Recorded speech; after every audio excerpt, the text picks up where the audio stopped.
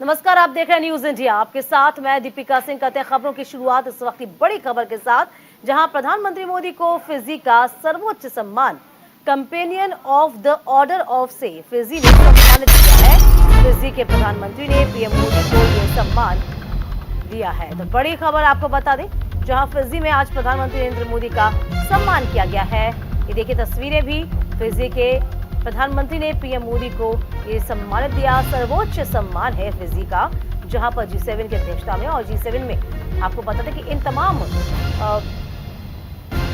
जो अध्यक्ष मीटिंग चल रही है उस मीटिंग में शिरकत करने पहुंचे हुए। उसी के साथ साथ आपको बता दें कि लगातार इस वक्त विदेश के दौरे पर भी प्रधानमंत्री है फिजी पहुंचे, जहां फिजी का सर्वोच्च सम्मान यहां पर प्रधानमंत्री को मिला है। हम तस्वीरें भी लगातार आपको दिखा रहे हैं, जहां देखिए तस्वीरें फिजी की, जहां प्रधानमंत्री मोदी को फिजी का यह सर्वोच्च सम्मान मिला है। देखिए तस्वीर भी आपको दिखा रहे हैं, लगातार इस वक्त तस्वीरें सामने आ रही हैं, किस तरीके से फिजी के प्रधानमंत्री ने प्रधानमंत्री मोदी को सम्मानित किया है।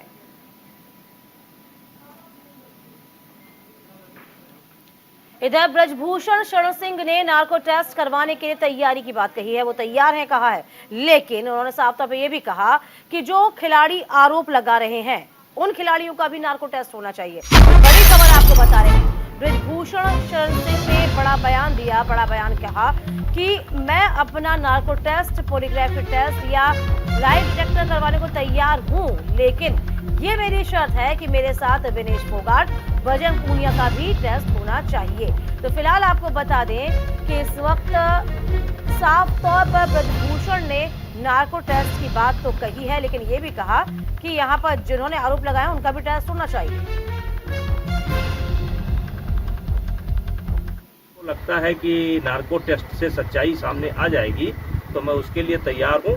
हाँ, जितने लोगों ने भी आरोप लगाए हैं इनके साथ, और बजरंग पूनिया और विनेश और जिन जिन खिलाड़ियों ने आरोप लगाए हैं, और हम केवल हमारे ऊपर लगाए हैं, तो इस पक्ष से तो केवल हम हैं, और उस पक्ष से ये 7 हैं, 8 हैं, 9 हैं, 10 हो जो है, तो सबकी जांच करा ली जाए।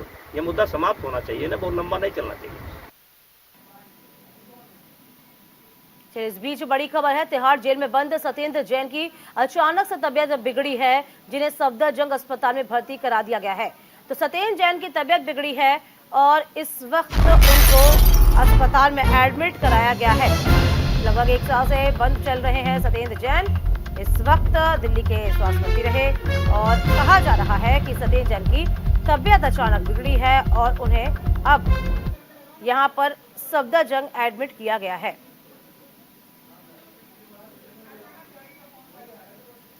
तो बड़ी खबर बता रहे हैं आपको, सत्येंद्र जैन की तबीयत बिगड़ी, इस वक्त उनको अस्पताल में भर्ती करा दिया गया है। इलाज के लिए सफदरजंग रेफर किया गया है। नमित हमारे संवाददाता इस पूरी खबर पर बने हुए हैं। नमित, सबसे पहले ये बताइए कि तबीयत किस तरीके से बिगड़ी हुई है और क्या इलाज चल रहा है? देखिए, दरअसल सत्येंद्र जैन फिलहाल दिल्ली के तिहाड़ जेल में बंद हैं। उनके ऊपर ईडी के कई मामले चल रहे हैं, और फिलहाल जो बड़ी जानकारी है, सत्येंद्र जैन की अचानक से तबीयत बिगड़ी है। सत्येंद्र जैन दिल्ली के पूर्व स्वास्थ्य मंत्री रह चुके हैं। उन्हें सफदरजंग अस्पताल ले जाया गया है और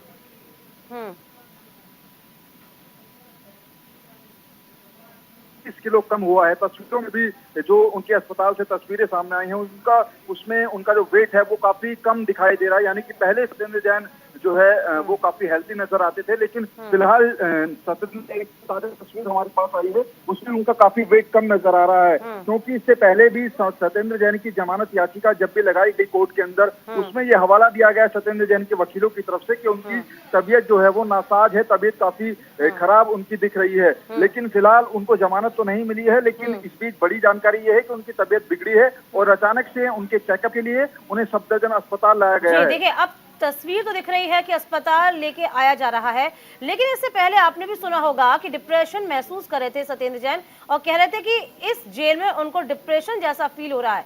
तो अब जेल प्रशासन ने उनको ये कहा था कि मनोवैज्ञानिक मदद दिलाई जाएगी उनको, यानी कि तबीयत उनकी पहले से ही खराब थी। देखिए बिल्कुल, क्योंकि उन्होंने पहले ये भी कहा था, सत्येंद्र जैन ने बीच में ये भी गुहार लगाई थी कि वो तिहाड़ जेल में, उनकी बैरक में वो अकेले हैं, उनके आसपास कोई कैदी नहीं है। हाँ। और उन्होंने ये भी जेलर हैं उस तिहाड़ जेल के, उन्होंने उनसे गुहार लगाई थी कि उनके आसपास एक दो कैदियों को रखा जाए, क्योंकि वो अकेलापन महसूस कर रहे हैं। हाँ। तो इसी वजह से उनकी तबीयत अचानक से बिगड़ी है। निश्चित तौर पर जो कोर्ट में सुनवाई हुई थी लास्ट, उसमें जरूर कहा गया था कि सत्येंद्र जैन जो है वो मेंटली डिस्टर्ब भी हो सकते हैं अकेलेपन की वजह से, इसलिए उनके आसपास कुछ कैदियों को रखने की सलाह भी दी गई थी। लेकिन फिलहाल हालांकि ये क्लियर जब हो पाएगा जब जो पूरा मेडिकल रिपोर्ट है, जो पूरा मेडिकल बुलेटिन है वो उनका जारी होगा कि फिलहाल सत्येंद्र जैन की तबीयत कैसी है। लेकिन अभी अभी कुछ मिनटों पहले ही उन्हें सफदरजंग अस्पताल लाया गया है। फिलहाल उनका मेडिकल जो रूटीन चेकअप है वो चल रहा है। रूटीन चेकअप चल रहा है। हालांकि अपने दर्शकों को हम बता दें, एक्सक्लूसिव तस्वीरें न्यूज इंडिया आप तक पहुंचा रहा है। सफदरजंग में आप सत्येंद्र जैन को देख पा रहे होंगे। सत्येंद्र जैन को जब आपने देखा होगा तब उनका जो शरीर था काफी वजन था, लेकिन अब बहुत वजन कम हो चुका है। लगभग 20 किलोग्राम बताया जा रहा है कि वजन कम हो गया है। इस बीच हम आपको ये भी बता दें कि सत्येंद्र जैन ने साफ तौर पर कहा था कि वह जेल में डिप्रेशन महसूस कर रहे हैं और जेल प्रशासन उनको मनोवैज्ञानिक मदद दिलाएगा। इस खबर पर हम नजर बनाए रखेंगे। बहुत शुक्रिया आपका। और इस बीच जो बड़ी खबर है, सपा नेता स्वामी प्रसाद मौर्य ने एक बार फिर से विवादित बयान दिया है। साधु संतों को स्वामी प्रसाद मौर्य ने बताया है आतंकी। साधु संत गेरुआ वस्त्र में आतंकवादी हैं। तो स्वामी प्रसाद मौर्य एक बार फिर से अपने बयानबाजी को लेकर सामने आ रहे हैं। इससे पहले रामायण को लेकर किस तरीके से उन्होंने मुद्दा उठाया था, तब हम साफ तौर पर घिरे थे, और अब एक बार फिर से साधु संतों को लेकर स्वामी प्रसाद मौर्य ने तीखी प्रतिक्रिया दी है। उन्होंने कहा है कि साफ तौर पर गेरुआ जो वस्त्र धारण कर रहे हैं वह आतंकवादी है। साधु संत के भेष में सारे आतंकवादी बोलने लगे। कोई कहा स्वामी प्रसाद मौर्य का हम सिर काट देंगे। ये साधु है, ये संत हैं, गेरुआ वस्त्र पहनने वाले, ये सारे के सारे जो आतंकवादी चेहरे थे, एक एक करके उनकी जुबान खुलने लगी। हमारा क्या बिगड़ा, लेकिन तुम्हारी असलियत आगे आ गई। तुम साधु वेश में आतंकवादी हो, ये चेहरा पूरी दुनिया ने देखा कि किस प्रकार से इन्होंने हरकत तुमने किया। इधर स्वामी के बयान पर चक्रपाणी महाराज ने भी पलटवार किया। संतों को आतंकी बताना अत्यंत निंदनीय है।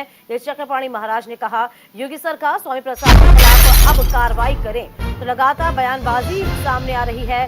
स्वामी प्रसाद मौर्य ने एक बयान दिया, तमाम साधु संतों को आतंकवादी कहा, और इसी को लेकर चक्रपाणी महाराज ने भी अब योगी सरकार से अपील की है कि साफ तौर पर स्वामी प्रसाद मौर्य के खिलाफ कार्रवाई की जाए। कि तत्काल रूप से, चूंकि योगी आदित्यनाथ जी खुद एक भगवाधारी है और ये स्वामी प्रसाद मौर्य सभी भगवाधारियों को आतंकी कह रहे हैं, मतलब योगी जी भी उसमें आ गए, तो इसलिए मेरा ये मानना है कि स्वामी प्रसाद मौर्य जी या तो वापस ले अपने इस तरह की बयान से, माफी मांगे हिंदुओं से, सनातनियों से, अन्यथा इनके खिलाफ निश्चित रूप से दंडात्मक कार्रवाई बनता है। उसी प्रकार से अगर जो इनकी इतने वो है साहसी है तो कुरान पे बोल करके दिखाए और धर्मों पे बोल करके दिखाए, निश्चित रूप से सर कलम हो जाएगा। तो इस तरह की चीजें जानबूझ करके हिंदू सनातन और बौद्ध में ये जो जिस प्रकार से एक वैमनस्यता पैदा कर रहे हैं, अत्यंत घृणित है, निंदनीय है। ये कहीं ना कहीं देश विरोधी और पाकिस्तान के इशारों पे स्वामी प्रसाद मौर्य जी ऐसा कर रहे हैं।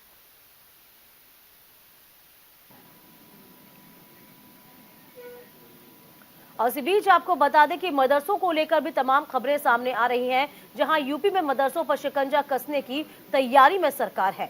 विदेशी फंडिंग से चल रहे मदरसों पर कार्रवाई की जानी है। प्रदेश में 4000 से ज्यादा मदरसों पर ये बड़ी कार्रवाई होगी। बीते साल सर्वे में 8441 मदरसे गैर मान्यता प्राप्त थे। तो फिलहाल ये बड़ी खबर, मदरसों पर कहीं ना कहीं अब लगाम कसने की, नकेल कसने की तैयारी चल रही है। प्रदेश में मदरसों पर गाज गिर सकती है।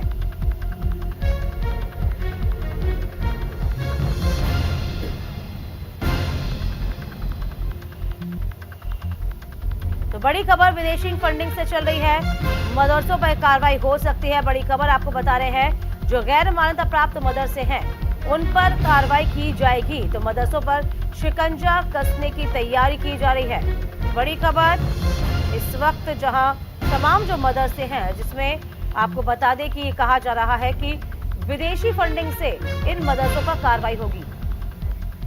तमाम जानकारी के साथ हमारे संवाददाता शेखर त्रिवेदी इस पूरी खबर पर नजर बनाए हुए हैं। शेखर, देखिए, जिस तरीके से कहा जा रहा है कि अब मदरसों पर नकेल कसी जाएगी, और ये कोई पहली मर्तबा नहीं है, इससे पहले भी इस तरह की खबरें सामने आई हैं कि जो मदरसे हैं जिनकी फंडिंग विदेशों से चल रही है उन पर लगाम लगी जाएगी। तो अब जो कार्रवाई होगी उसमें कितनी तब्दीली आपको नजर आ रही है, शेखर? देखिए, उत्तर प्रदेश सरकार ने पहले मदरसों का सर्वे कराया था और उस सर्वे के आधार पर यह पाया गया कि 8,441 मदरसे ऐसे हैं जो गैर मान्यता प्राप्त हैं, जिनको कि मदरसा बोर्ड से मान्यता नहीं मिली हुई है। और उसमें बहुत सारे ऐसे मदरसे हैं जो भारत नेपाल सीमा पर हैं और विदेशी फंडिंग के जरिए ये मदरसे चलाए जा रहे हैं। जाहिर सी बात है कि इन मदरसों में देश विरोधी गतिविधियों के होने की संभावनाएं ज्यादा बढ़ जाती हैं। खास तौर से अगर आप देखेंगे तो लखीमपुर में करीब 400 ऐसे मदरसे हैं, बलरामपुर में 400 ऐसे मदरसे हैं, इसके अलावा जो बहराइच और श्रावस्ती है वहां पर 400-500 मदरसे ऐसे हैं। तो इस तरीके से सिद्धार्थनगर में 60 के करीब मदरसे हैं। तो ऐसे बहुत सारे इलाके हैं जहां पर भारत नेपाल की सीमा पर अवैध तरीके से इन न सिर्फ मदरसों को बनाया गया है, जमीन का अतिक्रमण हुआ है, बल्कि वहां पर ये मदरसे विदेशी फंडिंग के जरिए चल रहे हैं। नेपाल में ISI सक्रिय है और कई बार वो ऐसे सीमावर्ती इलाकों में जो मदरसे तैयार होते हैं वहां पर अपनी तरह से फंडिंग करती है और उसके बाद देश विरोधी गतिविधियों को भी अंजाम दिया जाता है। कई बार इस तरीके की खबरें भी सामने आई हैं, कई वाकये ऐसे सामने आए हैं जिससे इन मदरसों की भूमिका संदेह के घेरे में आई है। अब उत्तर प्रदेश सरकार ने यह फैसला किया है कि खास तौर से ऐसे मदरसे जो सीमावर्ती क्षेत्रों में हैं और विदेशी फंडिंग के जरिए उनका संचालन हो रहा है, उनको बंद किया जाएगा। देखिए, एकदम से यदि मदरसों को बंद किया जाएगा तो जाहिर सी बात है शेखर कि तमाम सवाल खड़े होंगे। और इससे पहले भी हमने देखा था, यदि हम पिछले साल की बात करते हैं तब भी मदरसों का सर्वे किया गया था, कुछ 12-13 प्रश्न भी थे जो उनसे पूछे गए थे। यानी कि अब एक क्या गाइडलाइन जारी की जाएगी, जैसे कि आप बता रहे हो कि जो सीमावर्ती मदरसे हैं उन पर यहाँ पर गाज गिरेगी, यानी कि चिन्हित तो कर लिए गए हैं, तो लगभग देखा जाए कि इस दायरे में वो तमाम मदरसे आएंगे या कुछ बच भी जाएंगे? देखिए, ऐसे मदरसों पर कार्रवाई होनी ही चाहिए, इसकी मांग भी लंबे समय से हो रही थी। और उत्तर प्रदेश की अगर आप बात करेंगे तो जैसे माध्यमिक शिक्षा बोर्ड है, CBSE है, ICSE है, उसी तरीके से मदरसा बोर्ड भी है। ये मदरसा बोर्ड जो मदरसे में पढ़ने वाले बच्चे हैं उनको बाकायदा डिग्री प्रोवाइड करता है। अभी इम्तिहान चल रहे हैं मदरसों में, इस लिहाज से ये समय महत्वपूर्ण है ताकि छात्रों का भविष्य नष्ट ना हो, इसलिए सरकार थोड़े दिन के लिए रुकी हुई है। लेकिन जैसे ही ये एग्जाम खत्म होंगे, इसके बाद मदरसा बोर्ड से जो जानकारी मिली है, जिन मदरसों को मदरसा बोर्ड ने मान्यता दे रखी है, उन मदरसों को छोड़ करके जो सीमावर्ती इलाकों में खास तौर से ऐसी जगहों पर मदरसे चल रहे हैं जो विदेशी फंडिंग के जरिए चल रहे हैं, सरकार से भले वो कोई धनराशि न लेते हों, किसी तरह की सहायता न लेते हों, लेकिन उसमें पूरी तरीके से विदेशियों का हाथ है। ऐसे मदरसे हमेशा से संदेह के घेरे में रहे हैं और यहाँ पर पढ़ने वाले बच्चों का कोई भविष्य भी नहीं है, क्योंकि वो जिसकी डिग्री दे रहे हैं, जिस तरीके से दे रहे हैं, उन सारी चीजों की भी कोई आधार नहीं बनता है, क्योंकि मदरसा बोर्ड ने उनको मान्यता नहीं दी है। तो ऐसी स्थिति में इन मदरसों का बंद होना ही श्रेयस्कर होगा और इन मदरसों को बंद करने के लिए योगी सरकार पूरी तरीके से तत्पर है। बवाल अगर होता है तो जाहिर सी बात है कि ऐसे लोग जिनकी दुकानें इस मदरसे से चल रही हैं, ऐसे मदरसों से चल रही हैं, या फिर जो विदेशी फंडिंग के जरिए देश विरोधी कामों में लिप्त हैं, बात है शेखर, ऐसे मदरसों पर कार्रवाई होनी चाहिए, क्योंकि जो शिक्षा प्रदान किए जा रहे हैं वो भविष्य में शिक्षा किसी काम की उन बच्चों के लिए नहीं है।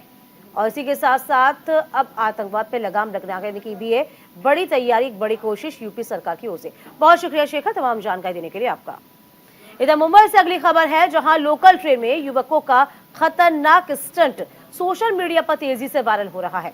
आपको बता दें, तेज रफ्तार ट्रेन के दरवाजे पर लटककर स्टंट किया जा रहा है, जान जोखिम में डालकर स्टंट किया जा रहा है। ये बड़ी खबर है मुंबई से, जहां लोकल ट्रेन में तमाम जो युवक हैं, ये खतरनाक स्टंट, देखिए जरा ये खतरनाक स्टंट, आप जरा किस तरीके से जान को जोखिम में डालकर ये युवक खतरनाक स्टंट कर रहे हैं। कभी भी कोई बड़ा हादसा इनके साथ हो सकता है, जान को जोखिम में डालकर। हालांकि आपको बता दें कि रेलवे प्रशासन इसको लेकर बेहद सतर्क है।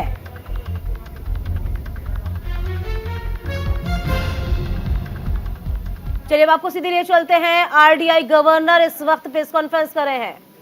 With the primary purpose of replenishing the currency which had been declared, currency in the context of the 2016 November measure which was undertaken by the government at that time.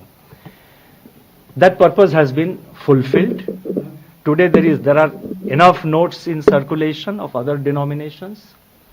Even the circulation of 2000 rupee notes, as we have explained, has come down from its peak of 6,73,000 crores to about 3,62,000 crores. So it's come down by more than 50%, by about 50%. And the printing also has been stopped. And the notes have also completed their life cycle, because all these notes were printed about 5 years ago. So in this background, as a part of our clean note policy, it has been withdrawn. So my advice is to please see it as a part of the currency management operations of the Reserve Bank. Let me put it, clearly, and that is the primary purpose which we have followed. You have also raised questions about why time is given up to 30th September. You see, unless you give a particular time, unless you specify a particular time, the process will not reach a stage of finality. And you have to give a time so that the announcement is taken with the seriousness. It is taken seriously and people come and exchange their notes. The banks have been advised. We have issued further circulars yesterday to the banks to make necessary arrangements, including arrangements to ensure that the people do not stand under the hot sun in this peak summer, to make arrangements for drinking water. But I do not expect the kind of a rush in the bank branches. Through you, I would like to appeal to all the viewers. There is no reason to sort of rush to the bank. Take your time. 4 महीने की समय दी गई है. आप आराम से 4 महीने के अंदर जब भी आपको सूटेबल होता है आप नोट एक्सचेंज करिए. ऐसा नहीं कि आप तुरंत आज ही जाए, कल ही जाए. आज कल से शुरू हो रहा है. ये नहीं कि आप तुरंत बैंक में जाके रश करें और इसको करें. आराम से करिए. Take your time. 4 महीने है. By September 30th, please exchange it. And time is given up to September 30th so that it is taken seriously. Because otherwise, if you leave it open-ended, then it becomes a kind of a endless process. You have also raised the question after 30th September, what? Now we expect most of the notes to come back. That is our expectation at this stage. We will see how much notes come back. And as we approach 30th, we will decide at that stage. And the legal tender character, we have said that it continues. We have not said that, this will happen or that will happen. Through you, let me assure all of you, let me assure every viewer, let me assure also the readers of the print media, and also let me assure, so many people, Indians who are living abroad, or who have gone on a foreign trip for a long foreign trip. There are elderly people who visit their kids. RBI governor को आप शक्तिकांत दास को सुन रहे थे, जिन्होंने साफ तौर पे कहा है कि 2000 के नोट बदलने के लिए 4 महीने का वक्त बहुत है. आप हरी ना हो, जल्दबाजी ना करें, आप आराम से जाएं, अपने नोट बदल सकते हैं. और इसी के साथ साथ कहा है कि एक पॉलिसी के तहत इस पूरी योजना को वापस लिया गया है. 2000 नोट को बंद किया गया है. इसी के साथ इस बुलेटिन में अभी के लिए बस इतना ही.